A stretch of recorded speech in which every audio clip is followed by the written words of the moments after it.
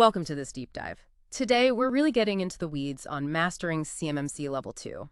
We've looked at a lot of material that goes beyond just, the basic requirements. It's about actually passing that C3PAO assessment and, importantly, keeping things compliant long term. Right. And the context here, it's critical, isn't it? If you're an organization handling CUI, that sensitive government info getting level 2 isn't just red tape.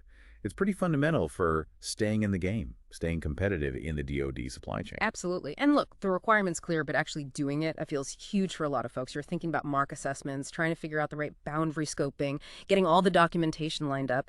It can feel, well, overwhelming. It really can. And that's sort of the mission for us today based on these sources. We want to help bridge that gap, moving from just knowing about CMMC to actually, doing it, getting truly audit ready. Okay, let's jump right there. Audit ready. What does that actually mean when the C3PAO walks in the door?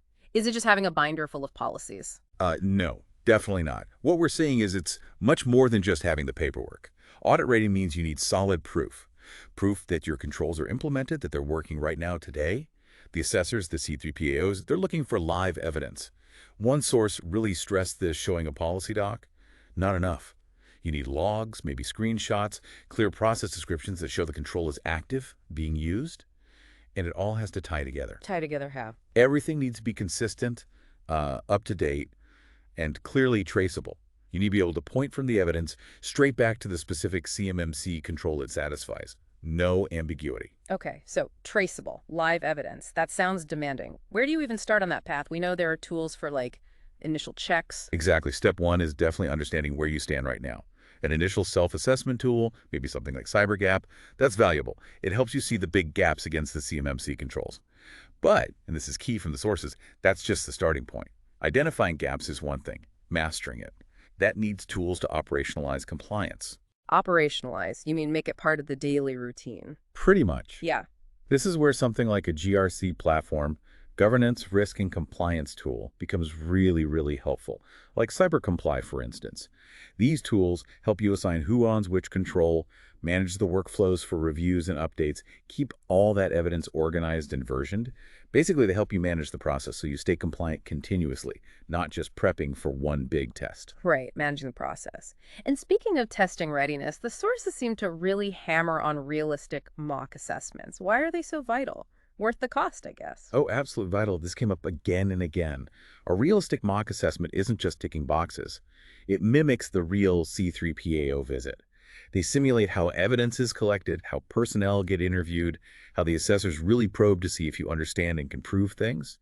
The sources point out that loads of companies think they're ready on paper. But the mock assessment, that's where the disconnects show up. Like what kind of disconnects? Well, there was one story about a company, they found out during the mock that their IT team's actual understanding of a key access control didn't match the written policy or how the tech was configured. Yeah. Catching that before the real audit is huge, saves you failing. Skipping the mock, cited as a big reason for delays and failures. Yeah, okay, that makes a ton of sense. Fleshing out those real-world gaps before it counts. So if the mock assessment is that important, when do you actually call in the official C3PAO? There must be a right time. Definitely a timing question.